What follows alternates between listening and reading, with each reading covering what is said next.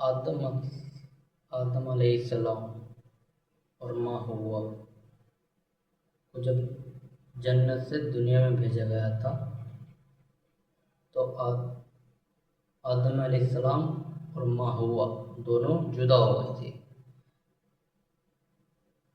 تو چلو آئیے دیکھتے ہیں وہ آدم علیہ السلام نے ماں ہوا کو کیسے ڈھونڈا۔ امیجن کیجئے آج سے کئی ہزار سال پہلے کی دنیا۔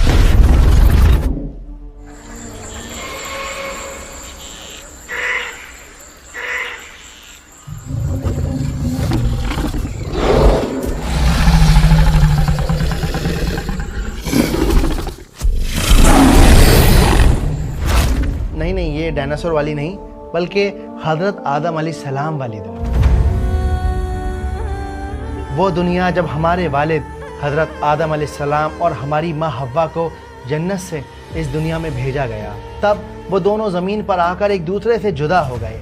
آدم علیہ السلام چلتے رہے، ڈھونڈتے رہے، ماں حوا کی یاد لیے ایک سمندر سے دوسرے سمندر۔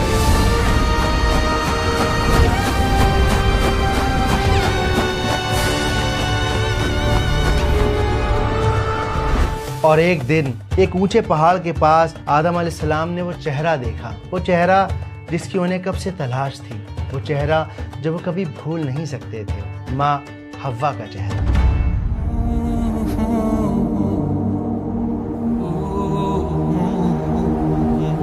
حوا! حوا!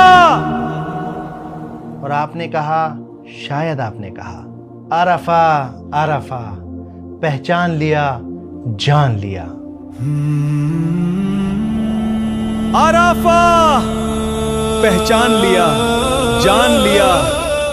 عربی زبان میں عرفہ کا مطلب ہوتا ہے پہچان لینا یا جان لینا۔ جہاں اماں حوا اور حضرت آدم علیہ السلام کی ملاقات ہوئی، آج دنیا اس جگہ کو جبل رحمت کے نام سے جانتی ہے۔ الگ الگ اسلامک اسکالرز کی الگ الگ اوپینینز ہیں، کوئی اس بات کو مانتا ہے اور کوئی اس بات کو نکارتا ہے، لیکن سارے علماء اس بات کو ضرور مانتے ہیں کہ عرفہ کے میدان میں کوئی خاص بات ہے، ایک ایسی خاص بات جو اس عرفات کے میدان کو بہت زیادہ امپورٹنٹ بناتی ہے۔ لبیک اللہم لبیک۔ اتنا زیادہ امپورٹنٹ، اتنا زیادہ خاص کہ وہ حضرت آدم علیہ السلام کی کہانی سے بھی زیادہ خاص اور اہم ہے۔ عرفہ کا میدان بے انتہا گرمی، چلچلاتی دھوپ، کوئی محل نہیں، کوئی چھاؤں نہیں، لیکن اسلام کے سب سے امپورٹنٹ فرض کو پورا کرنے کے لیے عرفات کے میدان تک پہنچنا ایک شرط ہے، ایک ایسی شرط کہ اگر آپ عرفات کے میدان میں نہیں پہنچے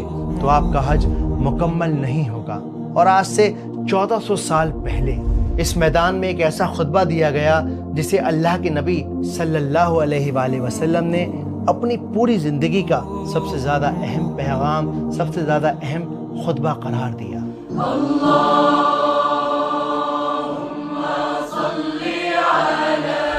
اور یہی عرفہ کا وہ دن ہے جب شیطان سب سے زیادہ ذلیل ہوتا ہے، اور یہی وہ دن ہے جب رب ذوالجلال والاکرام سب سے زیادہ لوگوں کو جہنم کی آگ سے بچاتا ہے۔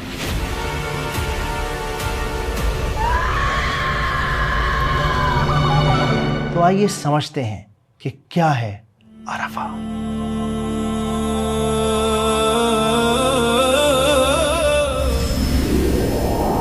لبیک لا شریک لک۔ عرفات کے دن اور اس کی عظمت کو سمجھنے کی کہانی شروع ہوتی ہے 632 سیئی سے۔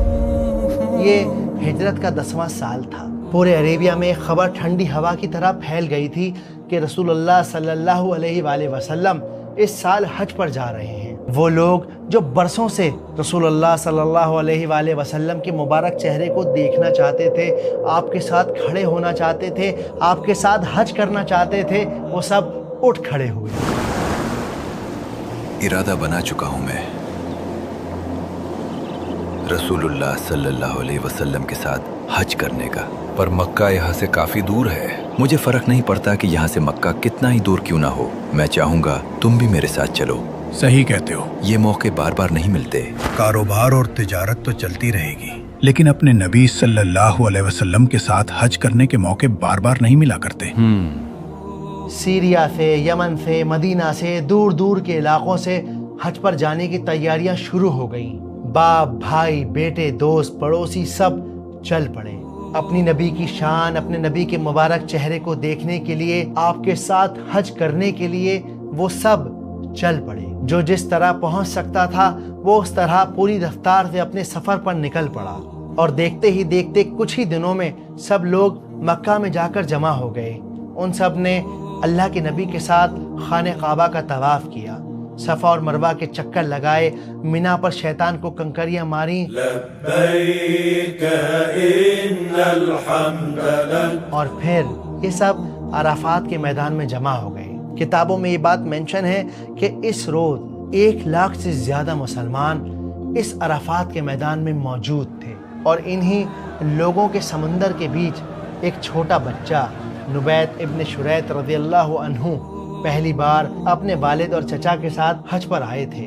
نبیت کے والد نے دور سے اشارہ کر کے بتایا، نبیت، کیا تم وہاں اس شخص کو دیکھ رہے ہو؟ کون شخص بابا؟ وہ جو وہاں سب سے زیادہ خوبصورت لگ رہے ہیں۔ جی مجھے نظر آ گئے، وہی نا جو اونٹنی پر سوار ہے؟ ہاں وہی۔ والد نے ایک فخریہ انداز میں کہا، بیٹا وہ اللہ کے رسول محمد صلی اللہ علیہ وآلہ وسلم ہے۔ کچھ لمحے، کچھ باتیں، کچھ یادیں آپ کے اور ہمارے ذہن میں ہمیشہ کے لیے نقش ہو جاتی ہیں۔ نبیت کی زندگی میں بھی یہ وہی موقع تھا جب رسول اللہ صلی اللہ علیہ وآلہ وسلم سے جڑی یہ بات ان کے دل پر نقش ہو گئی۔ نبیت رضی اللہ عنہ رسول اللہ صلی اللہ علیہ وآلہ وسلم کے مبارک چہرے کی طرف دل بھر کر دیکھتے رہے، اور کچھ دیر بعد آپ صلی اللہ علیہ وآلہ وسلم اپنی اونٹنی پر سوار ہوئے تاکہ لوگوں کا یہ ہجوم آپ صلی اللہ علیہ وآلہ وسلم کو دیکھ سکے، آپ کی بات کو سن سکے۔ حضرت عباس اور حضرت علی رضی اللہ تعالی عنہ اس بھیڑ میں کھڑے ہوئے تھے تاکہ رسول اللہ صلی اللہ علیہ وآلہ وسلم کی آواز کو دور دور تک پہنچایا جا سکے۔ اور پھر آپ نے لوگوں کی طرف دیکھا اور کہا کہ اے لوگوں، میری بات دھیان سے سنو، شاید یہ ممکن ہے کہ اگلے سال تم سے ملاقات نہ ہو سکے۔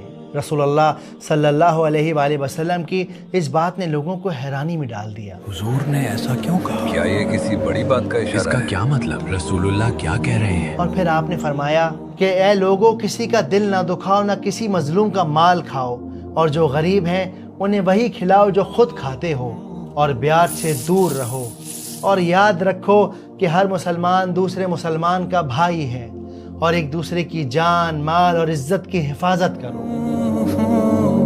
اور پھر اچانک آپ کی آواز میں ایک درد امڑ پڑا، اور آپ نے کہا کہ عورتوں کے معاملے میں نرم رہو اور اللہ سے ڈرو، کیونکہ تم نے اللہ کا نام لے کر انہیں اپنے لیے حلال کیا ہے، تو ان کا حق نہ کھاؤ، ان پر ظلم نہ ڈھاؤ، اور عورتوں پر یہ فرض ہے کہ وہ اپنے شوہر کے ساتھ وفا کریں، اور دیکھو بھٹک نہ جانا، میں تمہارے لیے اللہ کی رسی کو چھوڑے چلے جا رہا ہوں، اگر تم نے اس رسی کو مضبوطی سے پکڑے رکھا تو دیکھنا کبھی ٹھوکر نہ کھاؤ گے۔ اور پھر اللہ کے نبی نے کہا کہ اے لوگوں، یاد رکھو میرے بعد کوئی نبی نہیں اور تمہارے بعد کوئی امت نہیں، لہٰذا اپنے رب کی عبادت کرنا، 5 وقت کی نماز پڑھنا، رمضان کے روزے رکھنا، خوشی خوشی اپنے مال کی زکوٰۃ دینا، اپنے پروردگار کے گھر کا حج کرنا، اور اپنے حکمرانوں کی اطاعت کرنا۔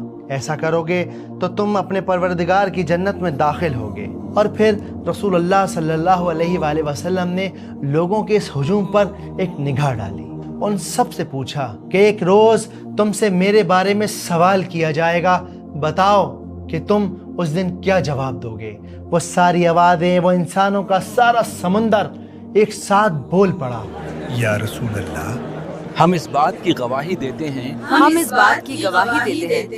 کہ آپ نے اللہ کا پیغام ہم تک پہنچا دیا۔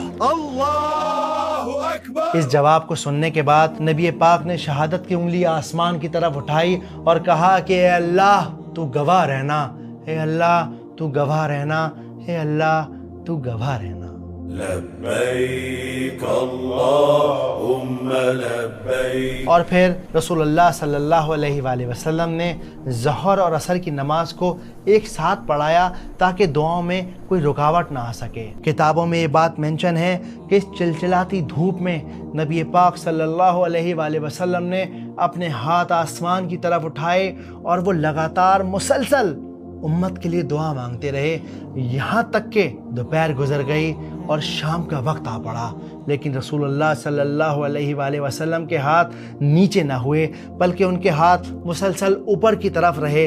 سارا ہجوم، سارے لوگ حیرانی سے نبی پاک صلی اللہ علیہ وآلہ وسلم کے ہاتھوں کی طرف، ان کے چہرے مبارک کی طرف دیکھ رہے تھے. اور پھر ایک لمحے کے لیے لوگوں کو لگا کہ شاید رسول اللہ روزے سے ہیں، اسی لیے بھوکے پیاسے کھڑے ہو کر دعا مانگ رہے ہیں، کہیں ایسا نہ ہو کہ آپ کی طبیعت خراب ہو جائے. اور تبھی حضرت میمونہ رضی اللہ تعالی عنہ نے بھیڑ میں سے ایک پیالہ دودھ کا بھیجا. وہ پیالہ ہاتھ بدلتے بدلتے رسول اللہ صلی اللہ علیہ وآلہ وسلم کے سامنے پہنچا اور آپ نے ایک ہاتھ آسمان میں اٹھائے، سب کے سامنے اس پیالے سے دودھ پیا تاکہ امت کو یہ میسج دیا جا سکے کہ حاجیوں کے لیے عرفات کے دن روزہ رکھنا جائز نہیں.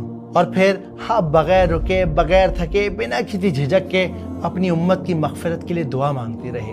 کتابوں میں یہ بات بھی منشن ہے کہ اللہ سبحانہ و تعالیٰ نے اسی دن سورہ مائدہ کی آیت کو نازل کیا، الیوم اکملت لکم دینکم، کہ میں نے آج تمہارے لیے تمہارے دین کو مکمل کر دیا ہے.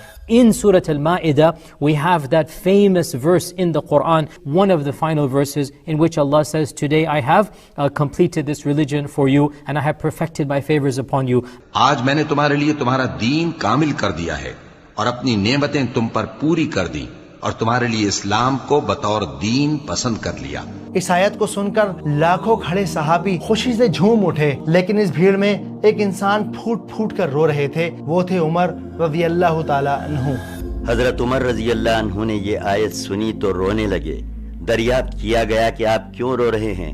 فرمایا اس لیے کہ کمال کے بعد نقص ہی تو ہے. لا الہ الا انت.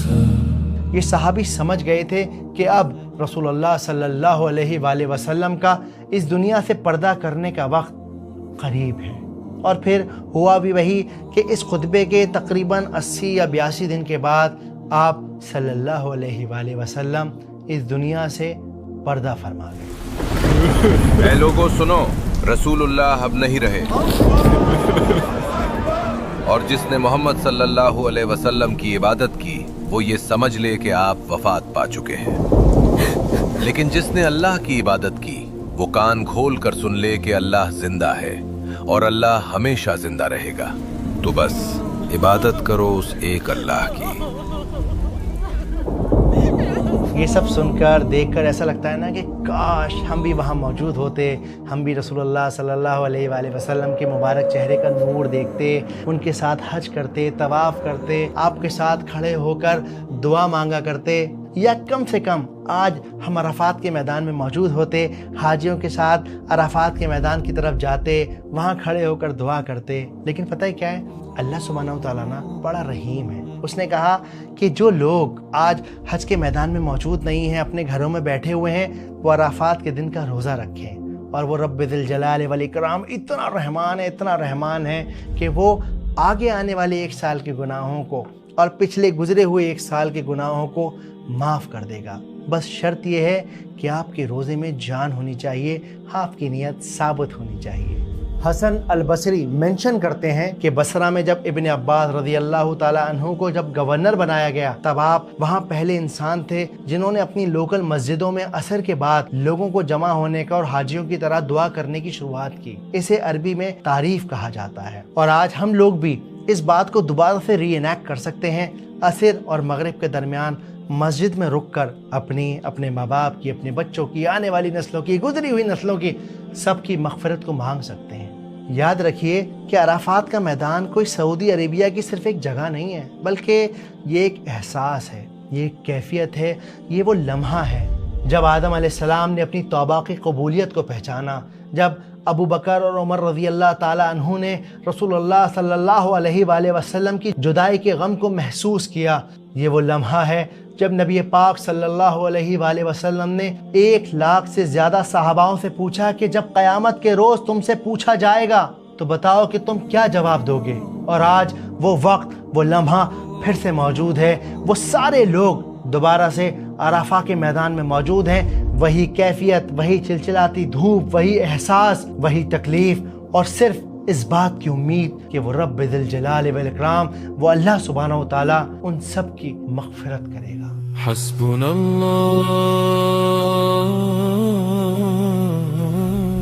ایک عرفہ وہ ہے اور ایک عرفہ یہ ہے جو میرے اور آپ کے سینے میں چل رہا ہے، جو میرے اور آپ کے اندر سوال کر رہا ہے کہ جب نبی پاک کا پیغام تمہیں بھی مل چکا ہے، اور جب وہ رب ذل جلال والاکرام آسمان دنیا پر آ کر مغفرت بانٹ رہا ہے، تب تم نے ہاتھ اپنے کیوں نہیں اٹھائے؟ تب تم کیوں نہیں گر گڑائے؟ تب تم سجدے میں کیوں نہیں گرے؟ کیا تم یہ سمجھتے ہو کہ تمہاری مغفرت ہو گئی ہے؟ وَهَبْ لَنَا مِن لَّدُنكَ رَحْمَةً إِنَّكَ أَنتَ الْوَهَّابُ. اے اللہ، جب ہدایت تو نے بخشی ہے تو اس پر استقامت عطا فرما. ربنا تقبل منا انك انت السميع العليم وتب علينا انك انت التواب الرحيم. ہماری خطاؤں سے درگزر فرما، ہماری غلطیوں کو معاف فرما، ہمارے گناہوں کو بخش دے، اللہ کوتاہیوں سے صرف نظر فرما، اے اللہ ہماری تقصیرات کو معاف فرما، اے اللہ اپنی جناب میں اس طرح حاضر کر کہ تو ہم سے راضی ہو. امید کرتا ہوں کہ اس ویڈیو کو دیکھ کر آپ لوگوں کا دل تھوڑا سا نرم ہوا ہوگا، اللہ سبحانہ و تعالیٰ کے قریب گیا ہوگا. اگر ہو سکے تو مجھے اور میری فیملی کو، میری ٹیم کو اپنی دعاؤں میں یاد رکھیے. میں نے آپ لوگوں کے لیے ایک چھوٹی سی PDF فائل بنائی ہے جسے آپ اپنے موبائل میں ڈاؤن لوڈ کر سکتے ہیں، اور عرفہ کے دن کون کون سی امپورٹنٹ دعائیں ہیں، کس طرح سے ہم اللہ سبحانہ و تعالیٰ کے اور قریب جا سکتے ہیں، ان چیزوں کو آپ آسان لفظوں میں سمجھ سکتے ہیں، جان سکتے ہیں. اور اگر آپ کو ہماری یہ ویڈیوز، ہمارا یہ ایفرٹ پسند آ رہا ہے تو اس QR کوڈ کو اسکین کر کے آپ ہماری کمیونٹی کا حصہ بن سکتے ہیں. جزاکم اللہ خیر. السلام علیکم. حسبنا اللہ ونعم الوکیل. حسبنا اللہ. تو گائز، آپ لوگوں کو کیسی لگی ویڈیو؟ اور ایسی ویڈیو دیکھنے کے لیے ہمارے چینل کو لائک، سبسکرائب کریں. خدا حافظ.